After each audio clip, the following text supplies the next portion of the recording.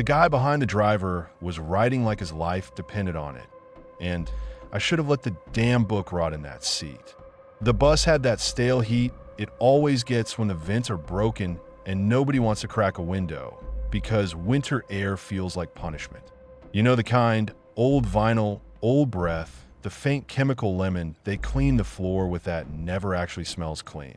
I've been riding for hours with my cheek against the glass, watching the world get skinnier and darker. Towns turned into gas stations. Gas stations turned into nothing. Nothing turned into trees, packed so tight it looked like the forest was trying to keep a secret. We were down to maybe 5 people when the driver hit the brakes, so hard my knees smacked the seat in front of me. No unknown cement. No reason.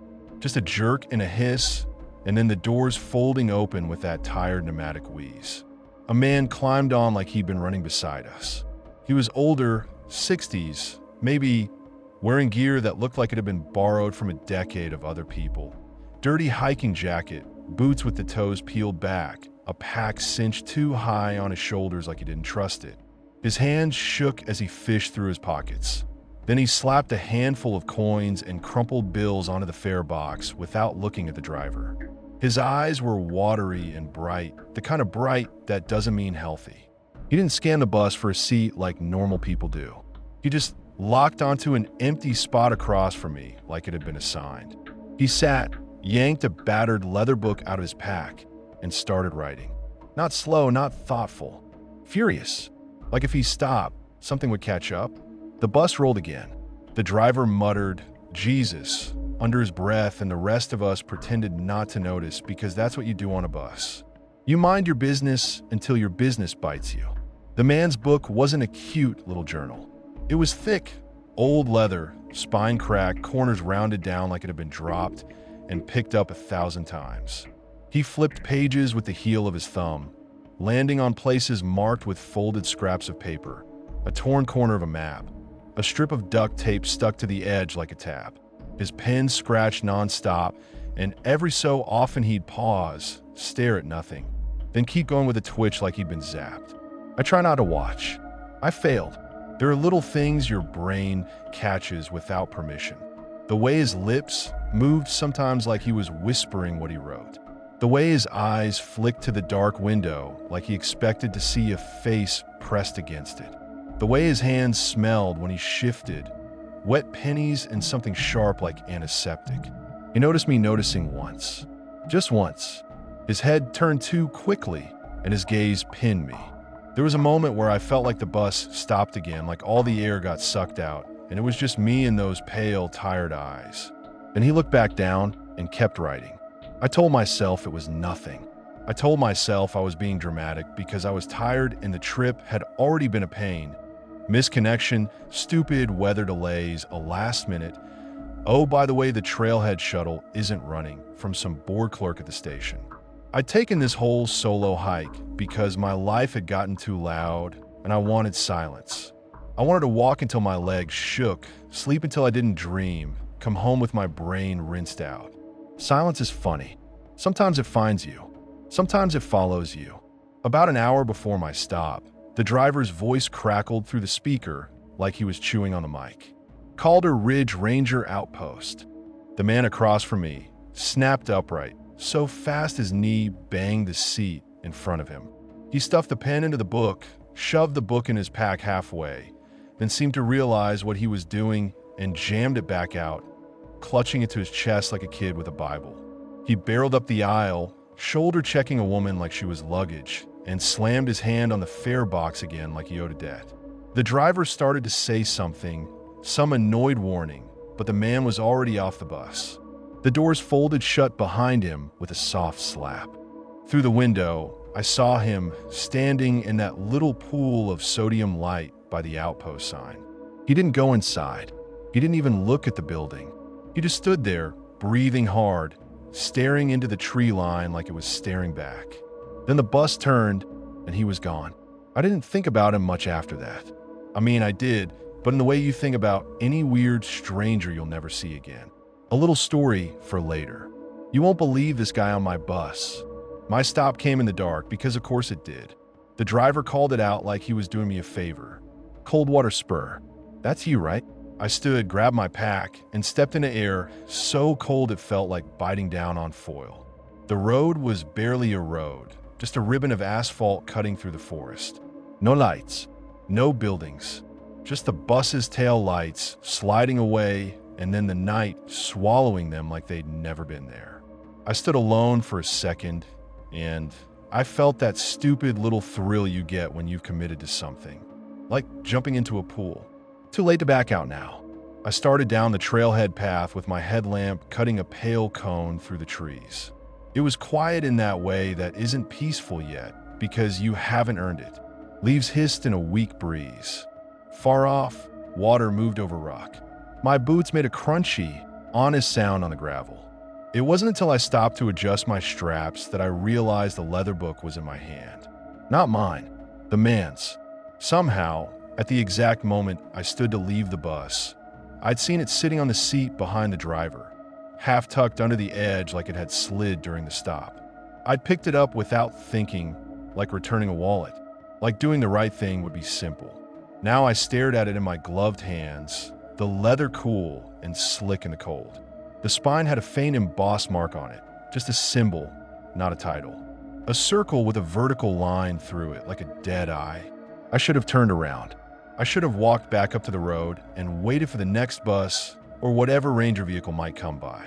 I should have dropped it at the outpost the next day and made it not my problem. Instead, I tucked it into my pack like it was a responsibility. I'll hand it over on the way out, I said out loud, because talking to yourself in the woods makes you feel less alone, and I was still pretending that mattered. The first day wasn't dramatic. It was what I'd wanted, my body working, my mind quieting. The trail narrowed and widened, dipped into hollows that smelled like wet rot, climbed ridges where the wind cut through my jacket and made my eyes water. I saw 2 deer, ghost shapes slipping between trunks. A rabbit froze in my light and then exploded away like a thrown stone. By late afternoon, the sky had that bruised, early winter look.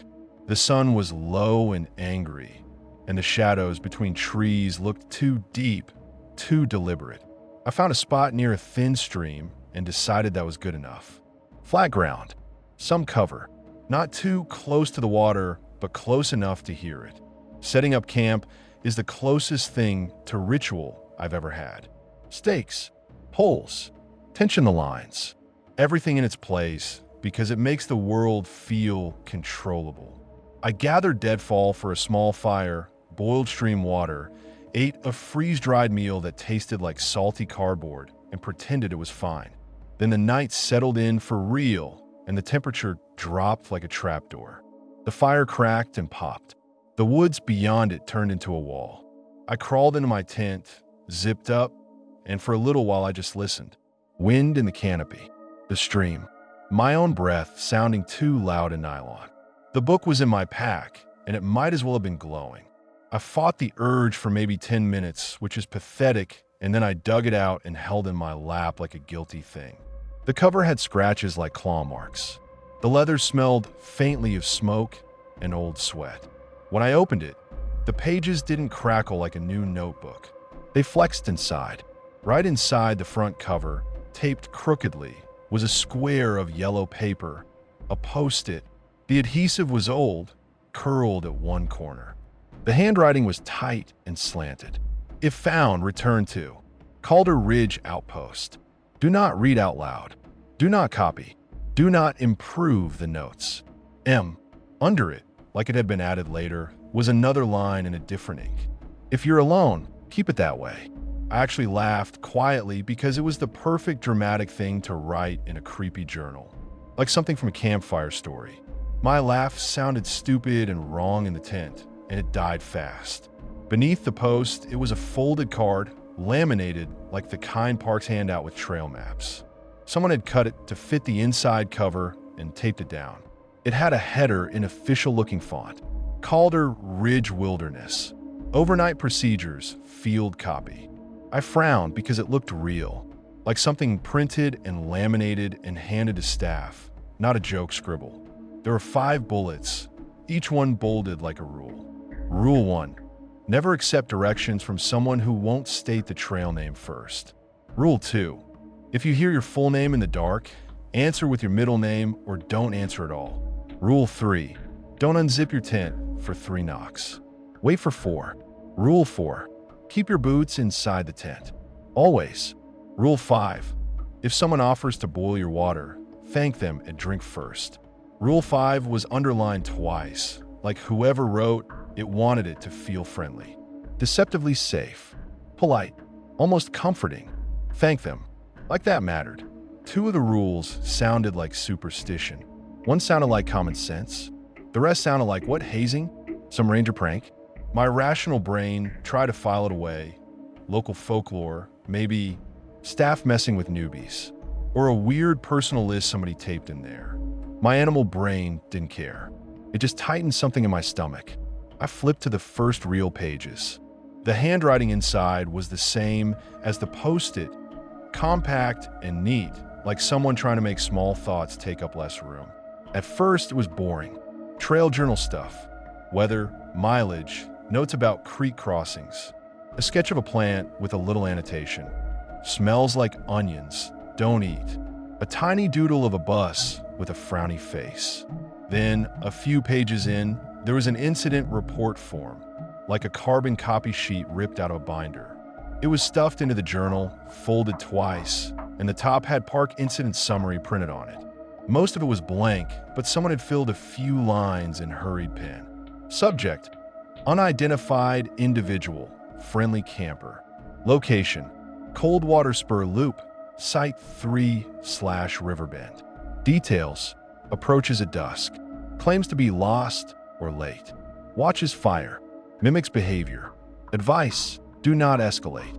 Do not accuse. Do not break routine. At the bottom, in block letters, someone had written, "If it feels like you're acting, you are." The paper trembled a little because my hands were cold. That's what I told myself. That's why I felt like my pulse had moved into my fingertips. I was halfway through convincing myself it was some elaborate prank, some park lore thing that had gotten out of hand, when a voice outside my tent said, very softly, "Hello." Not shouted, not distant, right there. My whole spine lit up. It was like my body tried to become a smaller target. I didn't answer. I didn't move. I held my breath and listened.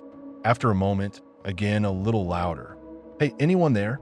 The fire outside snapped, and the light flickered through the tent fabric.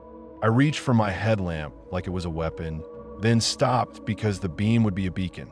My fingers found my knife instead, the little folding one I'd brought for food and string and dumb normal things. I clicked it open so slowly the sound felt obscene. There was a shadow on the tent wall now. A person's shape, stretched and warped by the firelight. "Sorry," the voice said. "Male, middle-aged, calm. I saw your fire. I'm not trying to freak you out. I'm behind schedule." I swallowed. My throat made a tiny click. The rule card flashed in my mind. Don't unzip for 3 knocks. Wait for 4. But there were no knocks. Just a voice. I forced myself to speak, and my voice came out too high. "Yeah." A sigh, like relief. "Thank God. Listen, would you mind if I camp here? Just nearby. I'm not asking to share your tent or anything. I just don't want to be stumbling around looking for a flat spot in the dark. Hospitality in the woods is real. You don't leave someone out there if you don't have to. You also don't invite problems into your camp when you're alone." I sat there, knife in hand, feeling like an idiot. If it was a ranger doing checks, I'd look insane. If it was a normal hiker, I'd look paranoid. If it was anything else, I'd be dead either way. I unzipped my tent slowly enough that the teeth sounded like they were screaming. Cold air pushed in, smoke and pine and damp earth. He was standing a few yards away, hands raised a little in that universal, "I'm not here to hurt you" posture. My headlamp caught his face just enough to make details out. Late 40s or early 50s, close-cropped hair, stubble, tired eyes, cheeks smudged with dried mud. His jacket was darker than mine, not a brand I recognized, and his pack looked heavy. He offered a small, careful smile. "Appreciate it." "Sure," I heard myself say. "Plenty of space." He didn't come closer right away. He moved with this measured caution, like he knew exactly how close was too close to a stranger's fire. He circled wide, dropped his pack, and started setting up a small tent on the edge of my light. I watched him because I couldn't help it. My brain was a spotlight, and he was the only thing in it. He worked fast, efficient, no wasted movements, like muscle memory. When he finished, he stepped toward my fire, crouched, and stirred it with a stick. The embers caught, flared, and suddenly the clearing brightened like someone had turned a dimmer switch. Shadows retreated, but not all the way. They just moved back and gathered tighter between trees. His face was clearer now, and the first thing I noticed, stupid detail, but it hit me, was that his skin looked dry. Not in a normal cold weather way. Like parchment. "Name's Dean," he said, holding his hands over the warmth. His palms looked clean despite the mud on his sleeves. "You?" I hesitated. "Noah." "Solo?" he asked. I nodded. He made a small sound like that mattered. "Brave or dumb?" "Depends." "Bit of both," I said, and tried to laugh like I wasn't gripping a knife behind my thigh. Dean's eyes flicked down just once. Not to my face, to my hands. I felt heat creep into my cheeks. I loosened my grip on the knife and set it down beside me like it was no big deal. "Saw the..." Just didn't expect company. "Smart to be careful," he said, and there was no judgment in it. Just statement. "People get weird out here. You from the bus?" I asked because my mouth was trying to find normal conversation like a hand searching for a railing in the dark. He shook his head. "No, been in the loop a couple days. Calder Ridge Outpost." I tried. A pause, just a hair too long. "Past it, right?" I said. We sat like that for a few minutes, the fire cracking between us. Dean didn't chatter. That should have felt respectful. Instead, it felt like he was waiting for me to say something specific. To break the silence, I asked, "You got turned around?" "No," he said. Flat. Then softer. "Just late." Something in his tone made my stomach clench again, like he'd almost said something else. "You can put your tent there," I said, gesturing with my chin at a flat patch. "Just watch the roots." He nodded, like he'd already seen them. "I won't keep you up. You should sleep." It wasn't phrased like advice. It was phrased like instruction. I didn't like that. I didn't say anything. I crawled back into my tent and zipped it shut. The nylon felt thinner than before, like it was a suggestion instead of a barrier. I lay on my sleeping bag, listening to Dean's movements outside. The soft rasp of fabric, the crunch of leaves, then nothing. Minutes passed. 10, 20. The fire still popped occasionally, so it wasn't dead. But Dean's tent didn't rustle. No seepus, no shifting. I unzipped a tiny gap at the top and peeked out. Dean was sitting on a log on the far side of the fire, perfectly still, hands on his knees, staring into the flames like he was reading them. He didn't blink while I watched. Not once. I told myself it was the angle, the shadows, my own nerves. I closed my eyes. I slept in broken pieces like a phone that keeps losing signal. At some point in the night, I woke up because the air had changed. It wasn't colder exactly. It was heavier, like the woods had leaned in closer. I listened. The stream, the wind, my heart, then a sound, faint, a single knock. On my tent, I froze so hard my muscles hurt. A second knock, a third, my mouth went dry. Rule 3, don't unzip your tent for 3 knocks. Wait for 4. I lay there, staring at the dark nylon inches from my face. My brain tried to bargain. It's Dean. He needs something. He's messing with you. Animals brush tents all the time. It's a branch in the wind. A long pause. I almost exhaled. Then a 4th knock came, gentle, patient, right where a hand would be if someone was standing there waiting. My fingers curled into the sleeping bag fabric, so tight it creaked. The rule said wait for 4. It didn't say what to do after 4. It didn't say anything about what happens if you're too slow. I whispered, barely making sound, "Yeah." Silence. I swallowed. "Dean." A soft breath on the other side of the nylon, close enough that warmth would have fogged it if it could. Then, in the calmest voice in the world, like someone asking for the time, it said, "Noah." Not "hey." Not "you awake." My name, full and clean. Rule 2 flashed in my head. If you hear your full name in the dark, answer with your middle name or don't answer at all. I don't use my middle name. It feels weird in my mouth, but my tongue found it anyway. Elliot, I whispered. Another pause. Then good. And footsteps moved away, slow, unhurried. I didn't sleep after that. I just waited for dawn like it was a rescue. When the light finally bled into the trees, it felt thin and reluctant. Like even the sun didn't want to step too far into this place. I unzipped my tent and crawled out with stiff limbs. My breath fogged. My back ached. My eyes felt gritty like I'd rubbed them with sand. Dean was already up. Of course he was. He was crouched by the fire with a little kettle perched on a makeshift grate. Water hissed softly. Steam rose straight up, no wind touching it. "Morning," he said without looking up, like he'd been waiting for the exact sound of my zipper. "Morning," I answered, and my voice sounded like I'd swallowed a rock. He picked up the kettle with a cloth, poured some of the hot water into a metal cup, then another. He set one on the ground near me like an offering. "I didn't hear you get up," I said automatically because that's what you say. Dean glanced at me with a faint smile that didn't reach his eyes. "I get up early." I stared at the cup. "You boiled water." "Figured you'd want coffee," he said. My skin prickled all over. "How do you know I drink coffee?" His expression didn't change. "It's on your breath." I'd brushed my teeth last night. I'd chewed gum on the bus. It didn't matter. The point wasn't whether he could smell it. The point was he had a reason ready. My hands moved on their own, reaching into my pack for my coffee sachets. I didn't want him watching me hesitate. I didn't want him seeing fear as something distinct. The incident report line came back. "Do not break routine." "Thanks," I said too fast. Rule 5. If someone offers to boil your water, thank them and drink first. It sounded polite on paper. Standing there, with Dean watching, it felt like a test. I poured instant coffee into my cup. The powder clumped. My fingers shook. Dean lifted his own cup, plain hot water, and drank it in one smooth motion like he didn't need to taste it. His throat moved oddly, like the swallow was something he'd practiced. "I sipped mina." It burned. I didn't care. I forced it down because not drinking felt like refusing. Dean watched my mouth as I swallowed. Not my eyes. My mouth. "Where you headed?" he asked. I pulled out my map and compass because I needed something normal to look at. "Next site's about 9 miles if I stay on the main loop." Dean's hand touched my shoulder.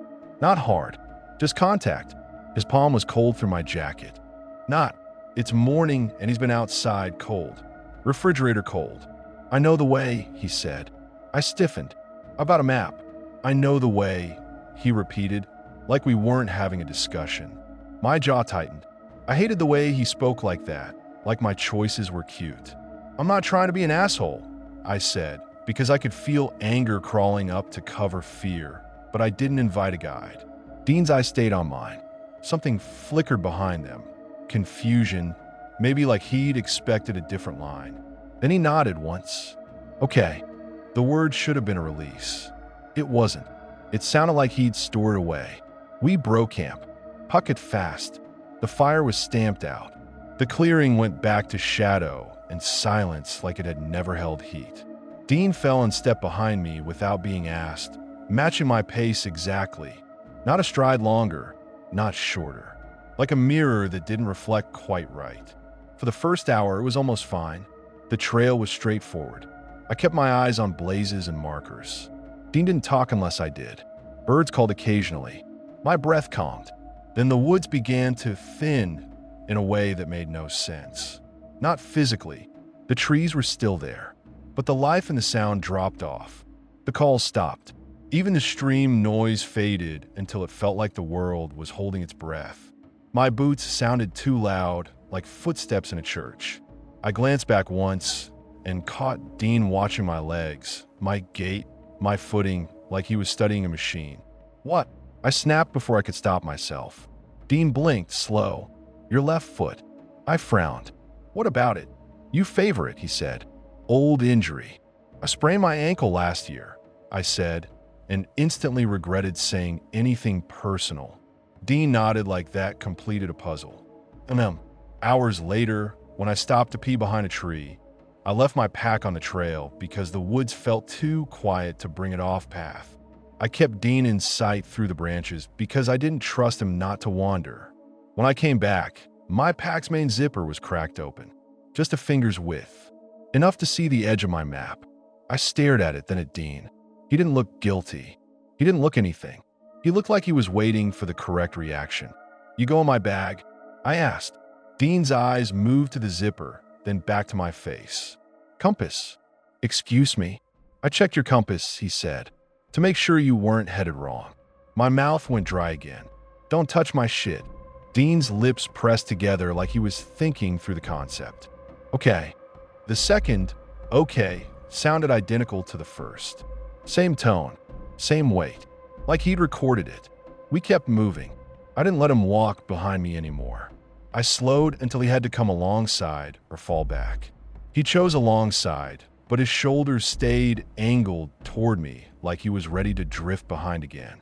By late afternoon, we reached the next site, another clearing, another stream nearby, a ring of stones where someone else had made fire before. It should have felt like relief. Instead, it felt like stepping into the same room again in a different house. I started setting up my tent. Dean started building a fire with hands that moved too confidently for someone who'd supposedly just been late. He didn't fumble. He didn't hesitate. He stacked wood like he'd done 1,000 times in that exact ring. When my tent stakes hit a root, I grunted, yanked, tried a new angle. Dean appeared at my side. "Here." Before I could say no, he took the stake from my hand, placed it against the dirt, and drove it in with the flat of his palm. Not a hammering motion, not a smack, a push. The stake sank like the ground had accepted it willingly. I stared at his hand. No cut, no dirt under his nails. His skin was pale and smooth, the knuckles almost soft. Dean looked up at me and smiled faintly. Hard ground. His hand brushed my back, friendly, a little too intimate. Cold again. I swallowed my discomfort and kept working because what else do? You don't accuse the guy with the weird cold hands out in the middle of nowhere. You don't start a fight when there's nothing between you and the dark. When the fire was going and the water started to boil, I sat with my food and tried to pretend this was a normal, awkward hiking partnership. Dean sat perfectly still again, eyes on the flames. No phone, no book, no feeding, just watching like a statue set down to keep me company. The leather journal burned a hole in my pack. I told myself I wouldn't touch it tonight. I told myself I'd be smart. I told myself all the dumb lies you tell when you already know what you're going to do. I pulled out anyway. The moment the leather caught the firelight, Dean's eyes shifted, not widening dramatically, not a gasp, just a tiny sharpened focus like a camera lens turning. A flicker of recognition he couldn't stop. He masked it immediately. Chin down, eyes back to the flames, but I'd seen it. My heart did that ugly lurching thing it does when a suspicion becomes a fact. I opened the journal to a random page and forced a casual tone. "This yours?" Dean didn't look at it. "No." "You sure?" A beat. "No." The second no came too fast. He'd answered before he'd decided. My mouth went dry. I pretended to read, but my eyes scanned like they were looking for a weapon. The entries were dated, recent. The handwriting matched the post-it. Some pages had smudges like they'd been written in rain or with shaking hands.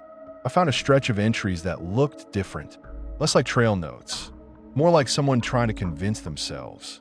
November 2nd, arrived on the loop. Quiet, too quiet. Saw no one at the first water crossing. That should be a blessing. It isn't. November 3rd, he showed up at my fire at dusk. Said his name was Dean. Same name as last time. That shouldn't be possible. November 3rd, later he watched me eat like he was starving. Didn't eat himself. Drank hot water. No tea, no coffee, just water. November 4th, gunshot in the night. Woke up and the fire was still going, but he was gone. I heard movement near the stream and then nothing. He came back with mud on his hands and said it was a bear. No bear prints, no scut, just drag marks, like something heavy pulled itself. November 5th, he's getting better at smiling. That's the sick part. It's like watching someone rehearse being a person. The timing is wrong. The face moves, but the feeling doesn't come with it. I felt my skin crawl. The fire snapped, and Dean's head tilted slightly like he'd heard the sound as a cue. I turned another page. November 6th. I tried to leave today. He told me the road was the other way. I followed him because I didn't want to make him angry. I hate that I'm writing that. I didn't want to make him angry. Like he's my boss. Like he's human. November 6th. Later, he went in my pack while I was pissing. Checked my compass. He said it like it was normal. Like he was allowed. My stomach tightened so hard it hurt. Dean's voice came softly across the fire. What are you reading? I kept my eyes down. Just trail notes. Whoever owns this. Stop, he said. One word. Flat. I looked up before I meant to. Dean's eyes were on me, and there was something different in his face now. An impatience like the mask had slipped half an inch. His skin in the firelight looked sallow, like old paper. The shadows under his eyes were too deep. You said it wasn't yours, I said, and my voice came out sharper than I wanted. Dean blinked once. Slow. Deliberate. It's not. Then why do you care what I'm reading? He stared at me like the question didn't compute. Like he hadn't expected me to challenge him. My pulse hammered. My brain screamed, shut up, shut up, shut up. But anger had its hands on the wheel now because fear was getting too big to hold. I don't like you going through my stuff, I said. I don't like you acting like you're in charge. I'm not some lost kid you can steer around. Dean's mouth opened slightly, then closed. He looked at the fire, then back at me. His expression shifted in tiny steps, like he was choosing from options. I'm keeping you safe, he said finally. I barked a laugh that sounded wrong even to me. Safe from what? Bears. Dean's eyes flicked past me into the trees, and for a second, I had the insane impression that he was listening to something I couldn't hear. Then he leaned forward, hands close to the flames, and his voice dropped. These woods, he said, learn you. A chill ran up my neck. What the hell does that mean? Dean's face softened in a way that might have been pity, might have been practice. People think they come out here to get away, he said. They think the trees don't pay attention, but the woods watch. They memorize. He spoke like he was telling me a bedtime story, like he'd told it before, like he enjoyed the rhythm of it. There's something, he continued, that's been here longer than the trails, longer than the park signs, older than the names. It likes company. I gripped the journal so hard my fingers ached. Is this your campfire story? Dean smiled faintly. It isn't a story. The firelight moved across his face, and the skin on his cheeks looked slightly loose, like it didn't fit right. Just a hint, just enough to make my stomach turn. They used to say, he went on, that a hunter lived here before there were maps. He ate what he killed. At first deer, then wolves, then people. Travelers, lost kids, men who thought they owned the land. He wore what he took from them. He learned their voices, their faces. My mouth tasted like copper. I wanted to tell him to shut up. I wanted to stand up and walk away. I stayed seated like my legs belonged to someone else. For what he did, Dean said something cursed him, or gifted him. Depends on who's telling it. He can wear anyone now. He can sit by your fire and laugh at your jokes and ask you about your job. He can be so close you start to forget what wrong feels like. Dean's eyes stayed locked on mine, unblinking. But he can't keep it. I swallowed. Keep what? Being you, Dean said softly. It slips. It always slips. The woods seemed to press in tighter around the clearing. The stream sounded louder, like it was trying to drown out the words. I forced myself to look away, down at my food, down at my hands, anywhere but his face. Yeah, I muttered. Spooky.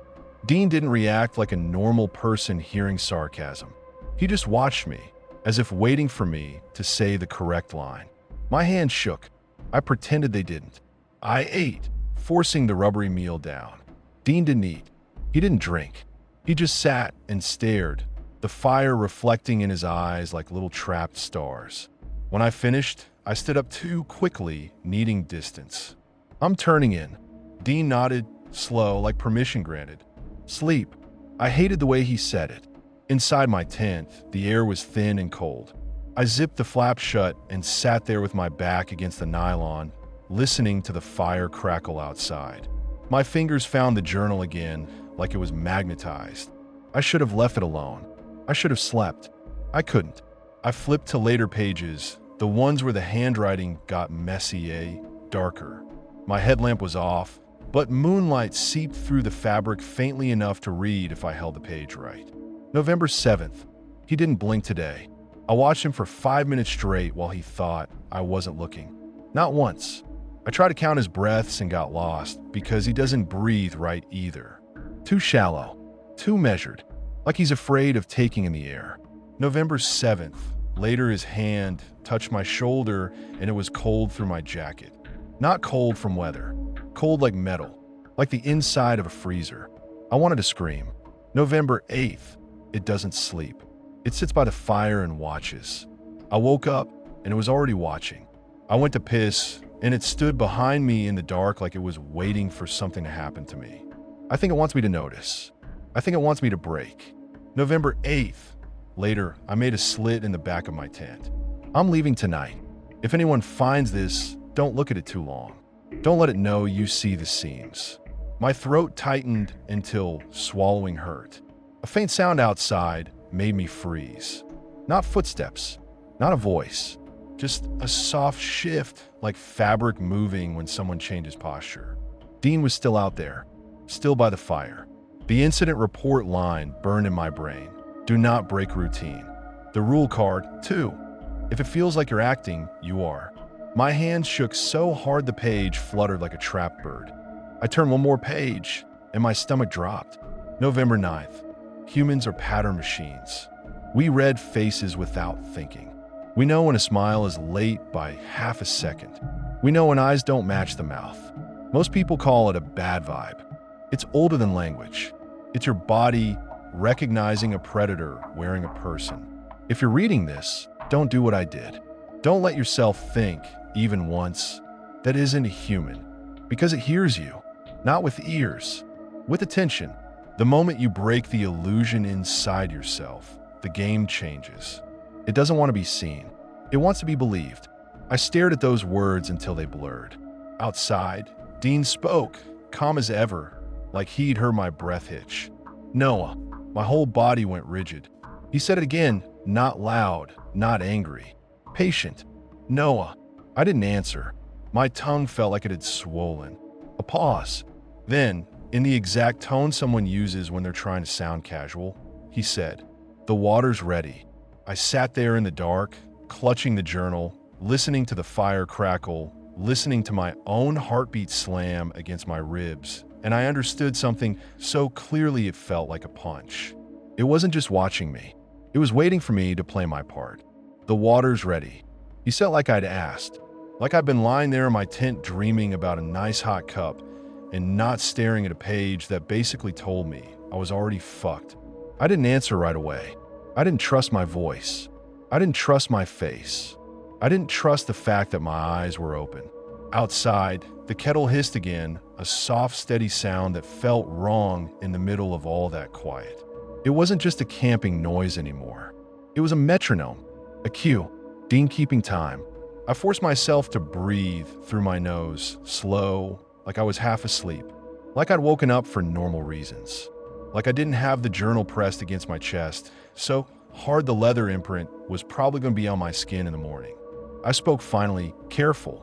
"Yeah, I'll be out in a minute."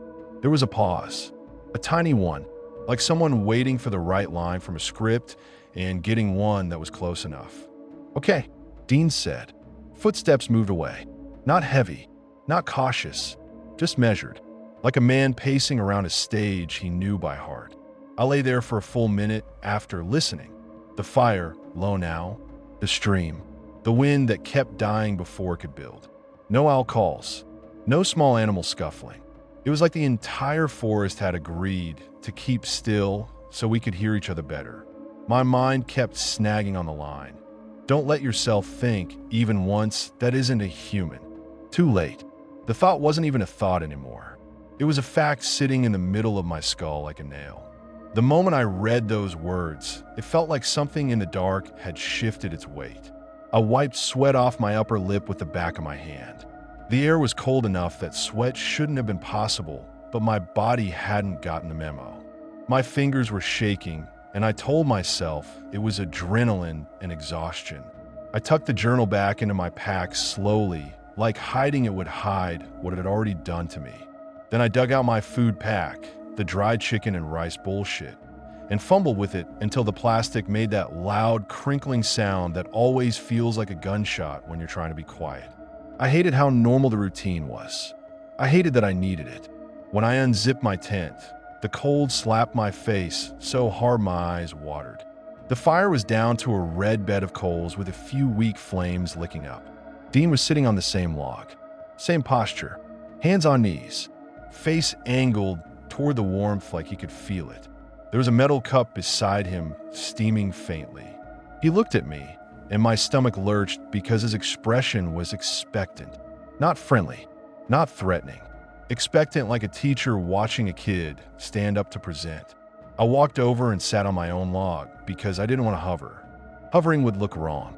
Everything was looking wrong now.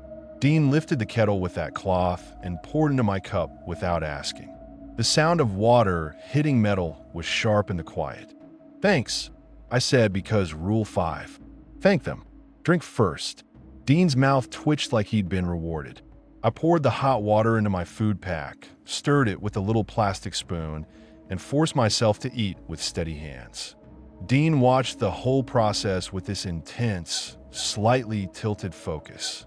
Not hungry, curious, studying. When I swallowed, I could feel his eyes on my throat. I wanted to gag. At one point, a piece of chicken stuck to the side of the pouch, and I had to scrape it down. My hand slipped, and the spoon clacked against the plastic. The sound made me flinch. Dean's head turned a fraction too fast. "You're tired," he said. "Yeah," I answered. "Long day." He stared at my face like he was checking if that matched. I sipped the hot coffee water. It burned my tongue. I welcomed it. Anything that made me feel like I still had a body and not just a performance.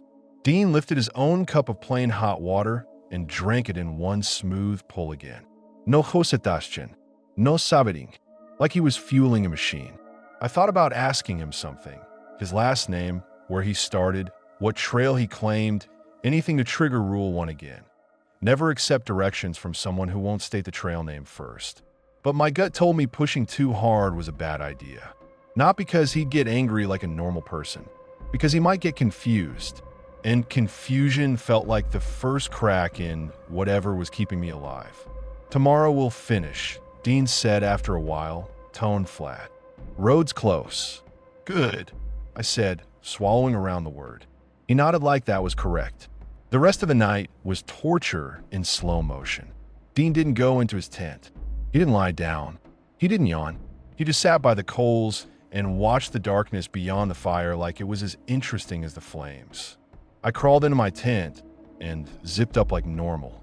I lay there on my back staring at the ceiling, listening to his stillness outside. It wasn't the absence of sound. It was the presence of attention, like being stared at even with your eyes closed. Like your skin knows when someone is looking through it. I tried to tell myself to sleep. If I slept, morning would come faster. If morning came, I could get to the road. If I got to the road, I could get away. But every time my eyes started to drift, my brain slammed itself awake because it couldn't stop replaying those journal entries. The words about pattern recognition. The words about not breaking the illusion. The way Dean had said my name through the tent like he'd been tasting it. I checked my watch. Midnight, then 1, then 2. At some point, the fire died completely. I heard Dean move, just a shift of weight. A soft click like a joint realigning. Then nothing. The black in the tent felt thicker. The temperature dropped again. I turned onto my side and stared at the seam where the zipper met the fabric, my knife lying beside my sleeping bag. I thought about the incident report. Do not escalate. Do not accuse. Do not break routine. And I thought about the last entry. Tonight, I'm leaving. I didn't have another night in me. I couldn't do this again. I couldn't wake up to another morning, another cup of boiling water, another measured smile. My body made the decision before my mind finished arguing. Essentials only. I reached into my pack and pulled out the small drawstring sack I usually use for my sleeping bag. Quietly as I could, I started stuffing it. Headlamp, compass, map, knife, water bottle, protein bars, matches. My hand shook so bad the compass clinked against the metal of my water bottle, and the sound made my stomach drop. Outside, no reaction, no movement. No, what's that? Nothing. Which was worse? I hesitated over the journal. Every instinct screamed to leave it. Leave the cursed thing. Leave the rules and post-its and printed procedures. But leaving it felt like leaving a warning behind that I might need again. Like dropping my only context. And also, if Dean wanted it, leaving it would be a refusal. A deviation. I slid it into the sack anyway, hating myself. Rule 4. Keep your boots inside the tent. Always. My boots were my feet inside, because I wasn't a complete idiot. I'd laughed at that rule when I read it, thinking it was just about cold and dew and spiders. Now, in the dark, I realized it was about something else entirely. I shoved my boots on and laced them tight, painfully tight, like I could tie myself to reality. The last thing, the slit. The journal entry had mentioned cutting a hole in the back of the tent. I didn't have a second exit. If I unzipped the front, Dean would hear. Even if he didn't react like a person, he'd know. And I couldn't afford knowing. I opened my knife with a soft click and pressed the tip into the nylon behind me, low near the ground. The fabric resisted for a second, then gave with a faint hiss, like a held breath escaping. I stopped and listened. No movement outside, no footsteps, no change. I cut slowly, making a hole just big enough to squeeze through.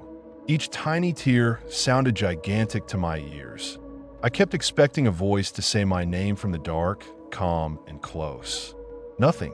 When the opening was wide enough, I eased the sack through first, then wriggled after it on my stomach like some stupid animal. Cold dirt smeared my jacket. Needles scraped my cheek. My heart was hammering so hard I could feel in my teeth. I slid out into the open air behind my tent, crouched low, and froze. The clearing was darker from this angle. I could see the faint shape of Dean's silhouette on his log, still facing where the fire had been. He hadn't moved. He might not even be real, my brain whispered, which was the worst possible thought to have, because it was another crack in the illusion. I clamped down hard, forcing my mind to stay on mechanics. Distance, direction, noise, breath. The stream was downhill. The map had shown a river crossing not far from camp if the journal was right. And the journal had been right about too much already. I moved. I didn't run. Running is loud. Running is panic. Running is prey. I moved like a thief, keeping my weight on the balls of my feet, stepping over sticks instead of snapping them, letting my breath out slow so it didn't fog in huge bursts. The woods swallowed me almost immediately. The faint starlight under the canopy made everything a gray smear. My headlamp stayed off. That would be a beacon. I followed sound, water first, then the deeper rush of something larger. The low murmur I'd heard earlier returned, like whispering just out of comprehension. The closer I got, the more it sounded like voices layered under the water. My skin crawled. I forced myself not to listen, not to interpret, just to walk. The ground dipped, and suddenly the trees opened onto a river. It was wider than I wanted, wider than the map suggested. Moonlight broke across it in shredded silver, the current moving fast, black under the sheen. The air above it was colder, wet cold, and it made my lungs ache. I hesitated for half a second on the bank, trying to decide if I should go up or down looking for a shallower spot. That half second almost got me killed. Behind me, back in the direction of camp, something crashed through the underbrush. Not cautious, not human. Branches snapped like dry bones. Leaves exploded. Something came fast, low, and direct, like it was pulled on a string. My body finally gave up on don't run. I yanked the sack off my shoulder and threw it as hard as I could across the river. It hit the far bank with a dull thud and rolled, stopping near a line of rocks. Then I stepped into the water. The cold was violent. Instant, like being punched in the shins with ice. My legs went numb so fast it scared me. The current grabbed at my boots like hands. I forced myself forward, teeth clenched so hard my jaw hurt. Halfway in, the river surged around my knees, then my thighs. My foot slipped on a rock slick with algae, and for a moment I went down, cold water rushing up my pants and into places it shouldn't have been. I caught myself on my hands, palms slamming into the river.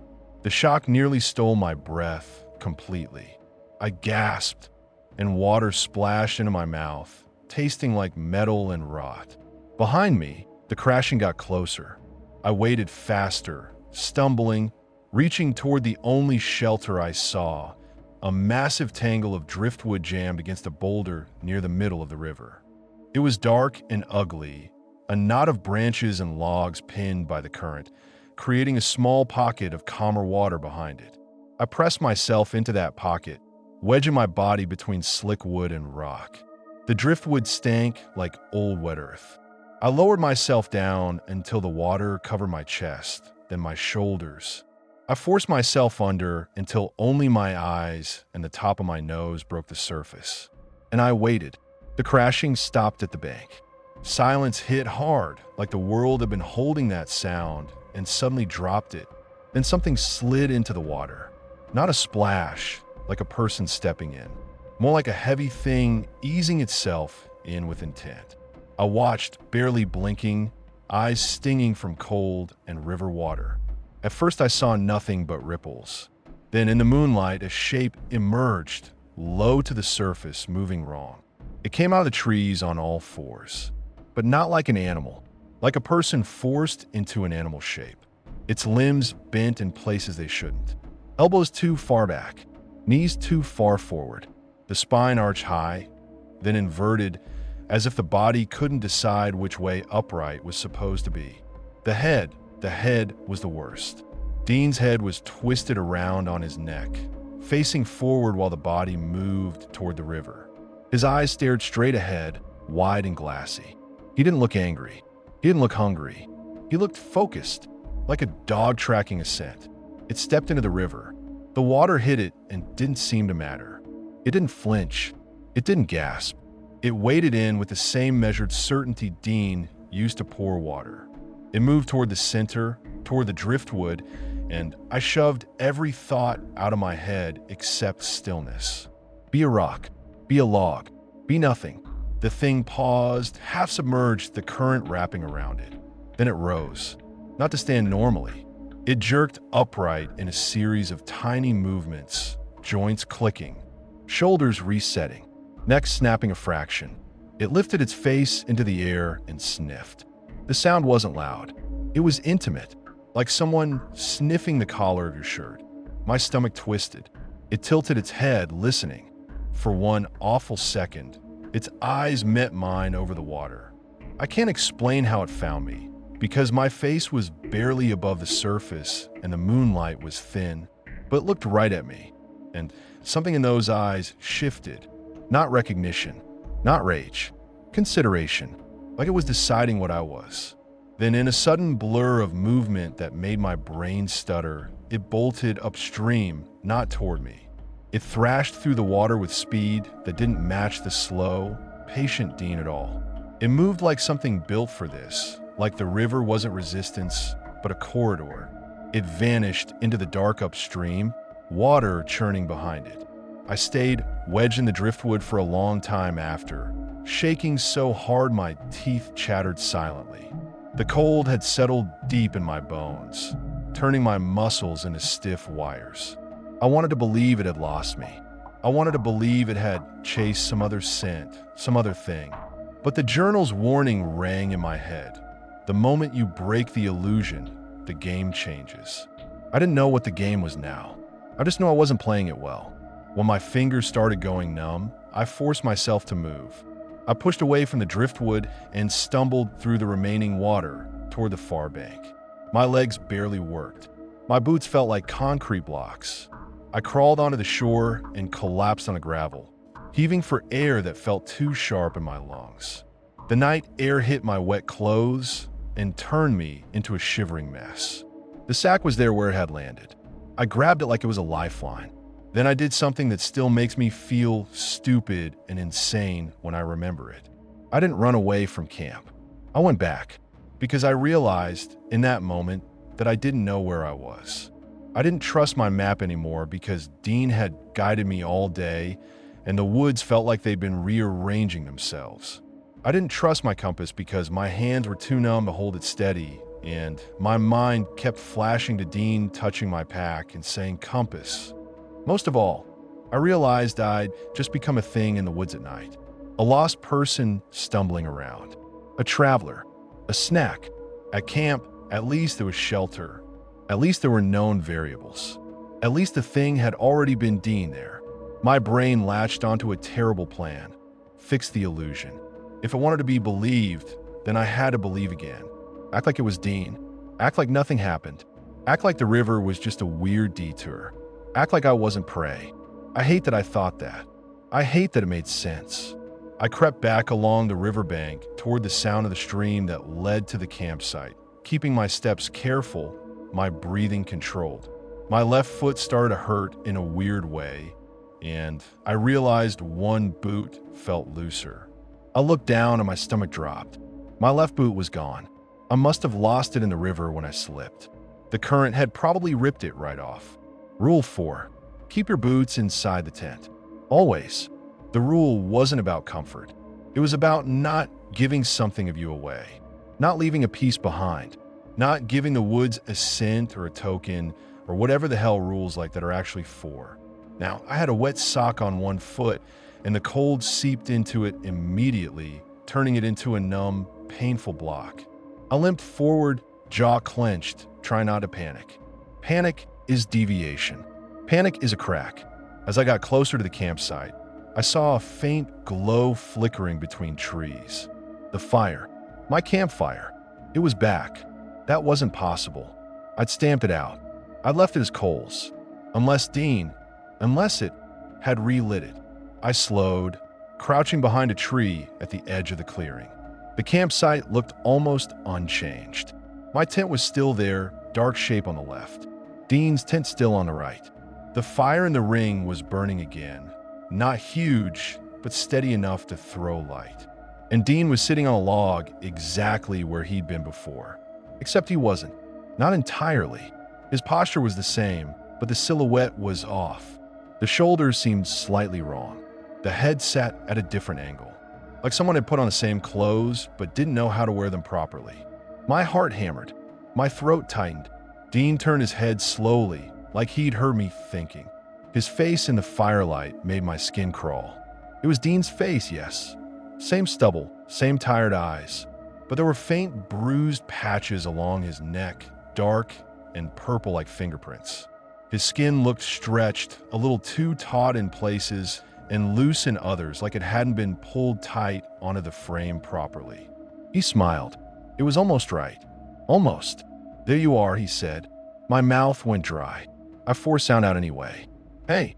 His eyes dropped immediately to my left foot, the wet sock, the missing boot. Something flashed across his expression. Interest, not concern. I moved into the clearing slowly, like I'd just taken a nighttime pee. Like I hadn't been hiding in driftwood while something crawled through the river. I made myself take a seat on my log, even though my body wanted to stay standing and ready to bolt. Standing looks defensive. Defensive looks like fear. Fear looks like recognition. Dean held something out in his hand. A boot. My boot. Water dripped off it onto the dirt. I found your shoe, he said. I stared at it for a beat too long, then snapped my gaze back up to his eyes. Thanks. Must have slipped off, Dean said casually, like he was talking about losing a glove. Yeah, I said. Unlucky. Dean repeated the word, slow. Unlucky. He tilted his head a fraction, listening to how it sounded in his mouth. Then he smiled again. No, he said. Lucky.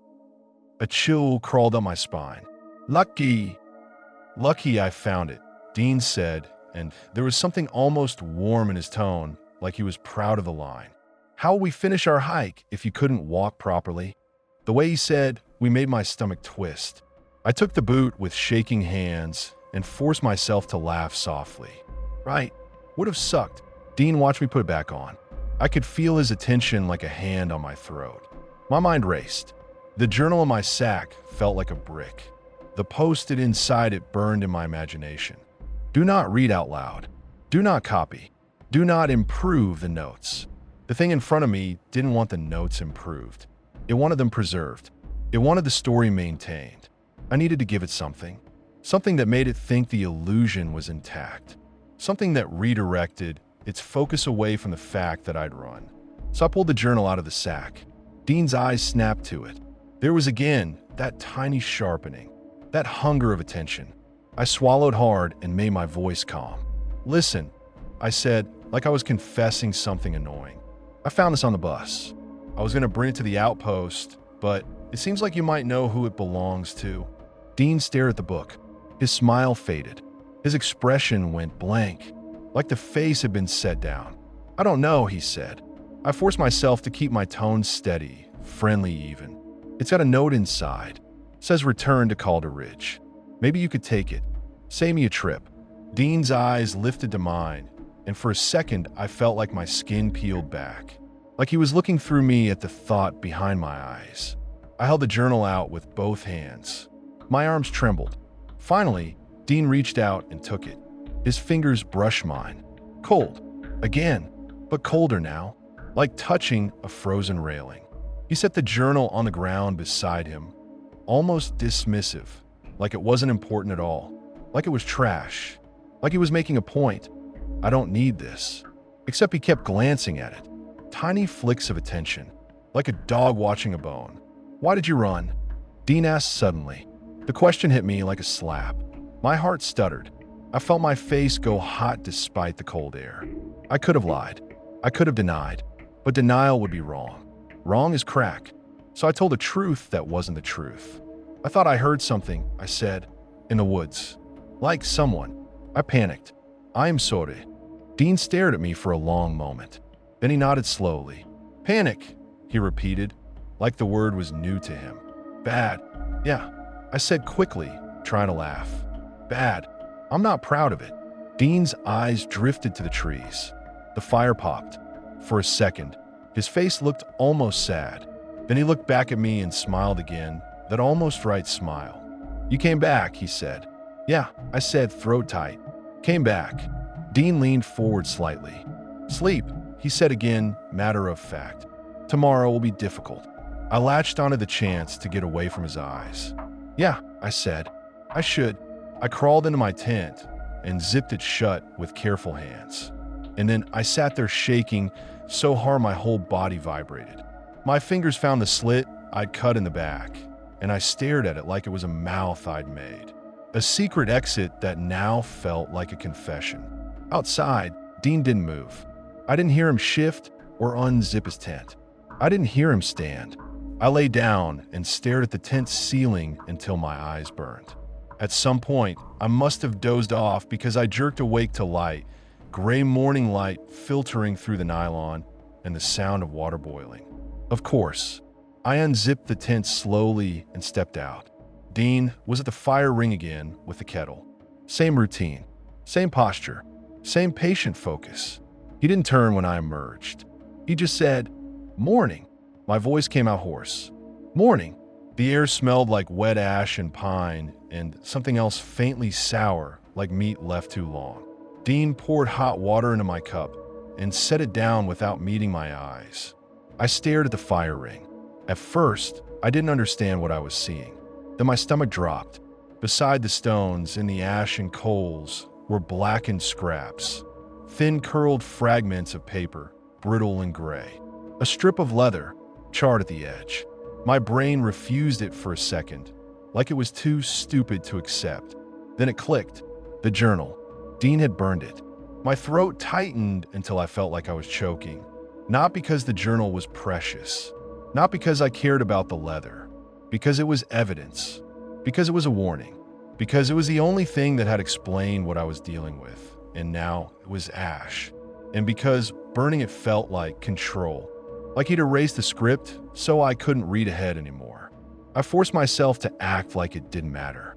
I forced my face into something neutral. Dean watched me out of the corner of his eye. You should eat, he said. I nodded and pretended to rummage in my pack for food, my hands stiff and clumsy. My mind screamed. I wanted to ask him why. I wanted to scream. I wanted to grab him by the collar and shake him until his face fell off, because I knew now, deep down, that the human part was just the skin. But the incident report warned, do not escalate. Do not accuse. Do not break routine. So I ate. I drank the damn coffee water. I kept my eyes away from the ash. Dean sat perfectly still while I chewed. He didn't blink much. When he did, it was like he remembered to. After we packed up, the silence between us was worse than the night. No small talk. No fake how'd you sleep. Just movement and the sound of gear. I kept my boots on. Tight. Tight enough to hurt. Tight enough to keep from losing pieces again. Dean fell in behind me as soon as we hit the trail. I made myself walk at a steady pace, not too fast, not too slow. I kept my breathing even. I kept my shoulders relaxed. I kept my thoughts on boring things, mileage, foot placement, the ache in my thighs, because anytime my mind drifted to this isn't human, I felt that same awful sense of being heard. The trail was rougher than the day before. Rocks slick with dew, roots like tripwires. The forest felt thicker, darker, even though the sun was up. The canopy swallowed light. And the whole time, I could feel Dean behind me. Not footsteps exactly, the absence of them. Sometimes I glance back and see him 5 paces behind, moving with a smoothness that didn't match the terrain. Like gravity had different rules for him. Like he didn't have to think about balance. Once I slipped on a wet rock and caught myself with a curse. My knee banged hard, pain shooting up my thigh. Dean was there instantly, hand on my elbow. I flinched so hard my muscles cramped. His grip tightened for a fraction. Not enough to hurt, but enough to remind me he could. Careful, he said. I'm fine. I snapped louder than I meant. Dean stared at me. For a second, his face went blank again, like the mask had reset. Then he nodded. Okay. I yanked my arm free and kept walking. The anger burned hot in my chest, and it was almost comforting because it felt human. It felt like me, but it was also dangerous. Anger makes you say things. Anger makes you stop acting. I bit down on it and swallowed it like bad food. Hours passed. My legs turned to lead. My shoulders ached from the pack. My mouth tasted like stale protein bars. The woods stayed silent. No birds, no squirrels, no wind except a faint moving hush that never quite touched the ground. Around midday, the trail narrowed into a ridge with a steep drop on one side. The path was only a couple feet wide, rocky and uneven. I slowed instinctively, shifting my weight carefully. Behind me, Dean didn't slow. His steps, when I heard them at all, stayed the same pace. I turned my head slightly. Watch it, I said, trying to keep it casual. This part's sketchy. Dean's eyes flicked to the drop-off, then back to my feet. You're afraid, he said. The words weren't accusation, just observation. I swallowed. Anyone would be. Dean's head tilted. Why? I almost laughed, almost cried. Because falling hurts, I said. Dean blinked. Hurts, he repeated, like he was tasting the concept again. Yeah, I said. Hurts. Bad. He watched me for a long moment, then nodded like he'd stored the information away. We moved on. Near late afternoon, the trees began to thin. The light changed, brighter, more open. I smelled something that wasn't pine and wet earth. Exhaust. Road. My heart kicked. My breath caught. I pushed forward faster, my body forgetting caution. Dean stayed behind, pace still measured. Then I stepped out of the tree line and onto asphalt. A road. 2 lanes. Faded lines. A battered sign on a post with the park name, and some warnings about bear-proof containers. I stood there like I'd reached the edge of a dream. Like if I blinked wrong. The trees would close again, and I'd be back at the fire. Behind me, the forest was dark and dense, a wall of trunks and shadow. I turned around slowly. Dean wasn't there. No footsteps. No rustle. No movement. He was just gone. For a second, relief flooded me, so hard my knees nearly buckled. Then I saw them. In the dirt at the edge of the asphalt, beside my own boot prints, were prints that weren't boots. They were four-pointed impressions, like hands and feet pressed in an animal gait. The spacing was wrong, too far apart, like the thing had long limbs. The toes were splayed wider than any dog. The heel marks were deep, like the weight had been uneven. They led back into the woods. I stood there shaking, staring at those prints until my eyes blurred. A car passed on the road and didn't slow. The driver didn't glance over. I was just a hiker at a trailhead, dirty and tired and alone. I waited for the bus stop like a man waiting for rescue in a war zone. I kept turning my head toward the trees, expecting Dean to step out and say, "There you are," in that calm voice. He didn't. Eventually, the bus came. It rumbled up in a cloud of exhaust and old heat, and I nearly sobbed when the doors opened. The driver glanced at me with bored annoyance. "You getting on or what?" I climbed aboard with shaking legs and dropped into a seat near the back, away from the driver, away from windows. The bus smelled like vinyl and lemon cleaner and people. Normal. Human. I pressed my forehead to the cool glass and watched the tree line slide away as we pulled off. My body started to unclench in tiny increments. My hand stopped shaking as much. My breath slowed. After a while, I felt something in my jacket pocket, something stiff and brittle. My stomach tightened. Slowly, like I was afraid of what I'd find, I slid my hand inside. My fingers touched paper. Charred paper. I pulled it out carefully. It was a small bundle of blackened scraps, edges curled and fragile. The writing was still barely visible in places, dark ink against gray ash. I didn't remember putting it there. I didn't remember grabbing anything from the fire ring, but it was in my pocket like it had always been there, like it had been planted. Like a reminder. One scrap had the corner of the post still attached. Yellow turned brown, adhesive burned away. The words were half missing, but I could still read a piece. "Do not read out." Another scrap had a line that made my throat close. "If it feels like you're acting, you are." And one final scrap, small, folded over like someone had tried to preserve it, had a date and a single sentence. November 10th. "He learned your name." My hands started shaking again. The bus engine's hum turned into a dull roar in my ears. I shoved the scraps back into my pocket, like hiding them would hide the meaning. Like if I didn't look, it wouldn't be real. The bus windows reflected my face back at me, pale, tired, eyes too wide. For a sick moment, I stared at my own reflection and wondered what looked wrong about it. What pattern a human brain would catch if they looked too long. I looked away fast, heart pounding. I took my phone out and opened a blank note, thumbs hovering over the keyboard. I typed because I didn't know what else to do. I typed because if I didn't pin it down, my mind would try to dissolve it into something safer. I typed because I needed a record that wasn't paper that could burn. I'm doing my best to recount everything that happened while the memories are still vivid. I wrote, and then I stopped because the sentence felt like the start of a confession and I didn't want to make it poetic. I deleted it. Then I typed again, simpler, uglier, truer. "If you find this, don't go alone." I stared at the words until my eyes watered. The bus hit a pothole and jolted, and in that jolt, I smelled something for a second. Wet ash and pine and that faint sour rot smell from the campsite. It was gone as fast as it came, but my stomach flipped anyway. I turned my head slowly, scanning the aisle. Normal passengers. A teenager with headphones. A woman with a tote bag. A guy asleep with his mouth open. The driver chewing gum. Eyes on the road. No Dean, but the silence on the bus wasn't comforting anymore. It was the same kind of quiet as the woods. The kind that feels like waiting. I looked down at my hands, at the char smudges on my fingertips from the scraps.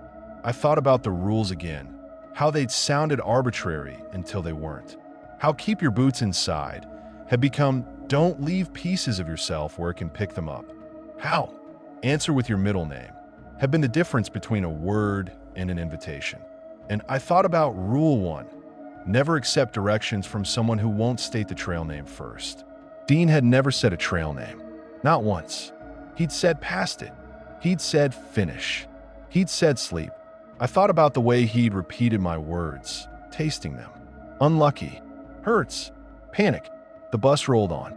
The trees outside thinned into scattered stands, then into open land, then into the first signs of actual town, streetlights, convenience stores, normal life. I should have felt relief. I should have felt like I'd escaped. Instead, I felt like I brought something back. Because what if the woods didn't just watch? What if it learned? What if the thing didn't need the trees the way I needed roads? My phone buzzed suddenly in my hand, and I nearly threw it. A notification. No signal was spotty out here. It shouldn't have buzzed at all. I looked. No new text. No call. Just the note app auto-saving, the screen flashing. For 1 second, I swear I saw the note change on its own. Not the whole thing. Just one line, appended beneath my words. Noah. My full name. My blood went cold in a way the river couldn't touch. I blinked hard, fast like blinking could reset reality. The line was gone. The note was back to normal. My hand was shaking so badly the phone rattled.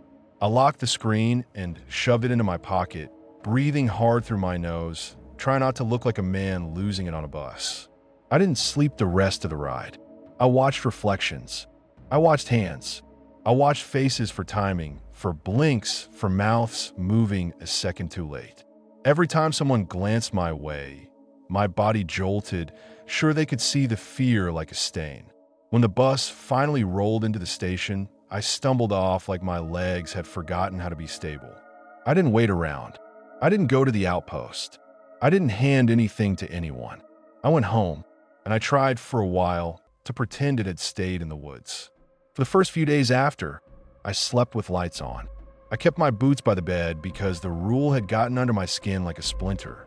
I woke up at small sounds and counted knocks on walls and waited for a fourth that never came. I told myself I was fine. I told myself it was trauma. I told myself the journal was some local legend prank and Dean was some lunatic I'd gotten unlucky enough to meet. Unlucky. The word made my stomach twist now. 2 weeks later, I was at work and a co-worker touched my shoulder from behind to get my attention. Her hand was warm. Normal. Still, my body reacted like it was that cold palm again. I flinched so hard I knocked my coffee over. She stared at me like I'd gone feral. Jesus, Noah, you okay? She said my full name. My breath caught. I stared at her, heart pounding, and for half a second I didn't know what to answer. Middle name. Don't answer. Middle name. Don't answer. I forced out, yeah, too loud, too sharp. She backed up. All right. Sorry. Damn. I spent the rest of the day feeling like my skin didn't fit right. That night, I went to the kitchen for water and stopped dead because there was a kettle on my stove. I don't own a kettle. I stared at it in the dim light, brain refusing to fill in the gap. It was small, metal, scuffed, the kind you'd put on a campfire grate. It sat on my burner like it belonged there. Beside it, on the counter, was a folded yellow Post-it, the same size, the same curling corner. The handwriting was tight and slanted. If you're alone, keep it that way. I didn't touch it. I didn't breathe.